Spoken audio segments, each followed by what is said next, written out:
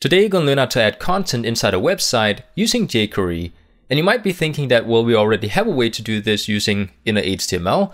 But when it comes to using inner HTML, we delete everything that we have inside this element that we want to insert into. And in some cases, like the one I have here, when we have a container called container that has a bunch of paragraphs inside of it, I might not want to delete all the paragraphs before inserting elements into it.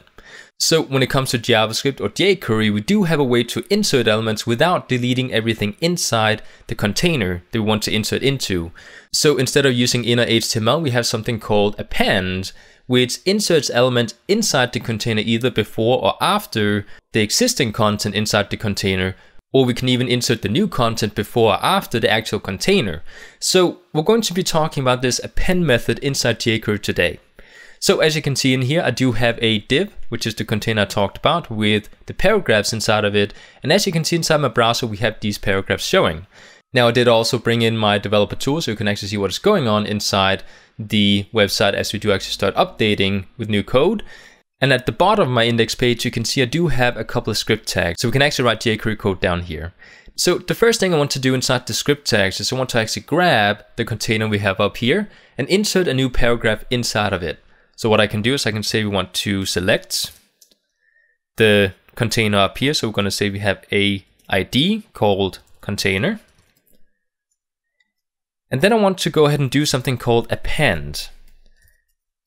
Now, based on what we know from JavaScript, we know that when we use something like append, we basically create an element that we then insert in between content inside the website. Instead of, like I said, using inner HTML, we delete content, then replace it with whatever we want to replace it with. So inside the append parentheses, we can go and add some data.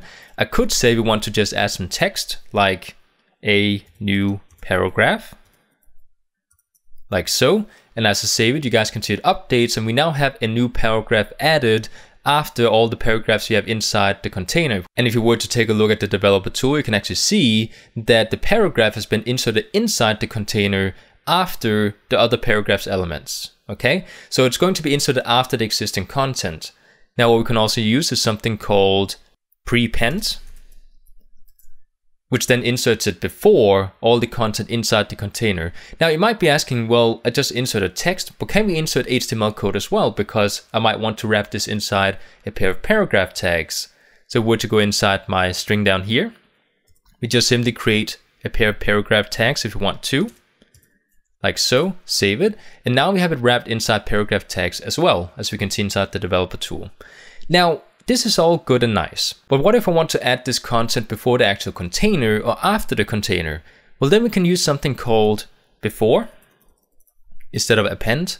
And then you guys can see nothing really changed inside the actual website, but if we take a look at inside the developer tool, you'll actually see that we still have the container with all the paragraphs inside of it, but we have the paragraph that we just inserted before the container.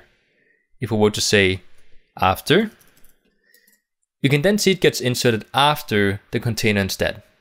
Okay.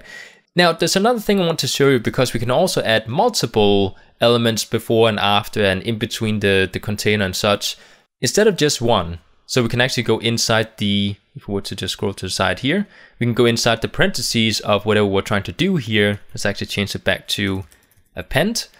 And what we can do is we can actually add another paragraph if I want to. So I can go ahead and copy, paste it in, and say we have not a new, because that's the same. We want to say another paragraph. Then you guys can see we get both a new paragraph and another paragraph. Okay. Now let's actually go ahead and try out something else, because like I said, using JavaScript, we usually create elements first and then append it inside elements, at least if we had to do it using pure JavaScript. Let's actually go ahead and do an example here. I'm going to create a variable. I'm going to call this one create ele, just to create something. And I'm going to set it equal to document dot create element, which is a JavaScript function.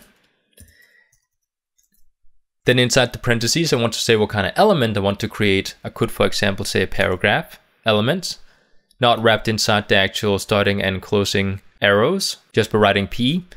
Then I can go to the bottom here and say create ele dot, and then we can say inner HTML and set it equal to some actual text. So we have some content. So we can say a new paragraph.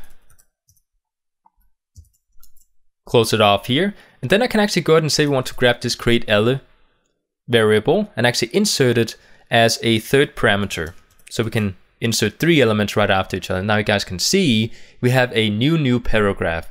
And again, like I said, the append function we have inside jQuery basically goes in and does something similar to what we did up here. It creates a element, then it inserts data into it, and then it appends it to whatever content we have inside the website. And we can, like I did here, do it this way as well.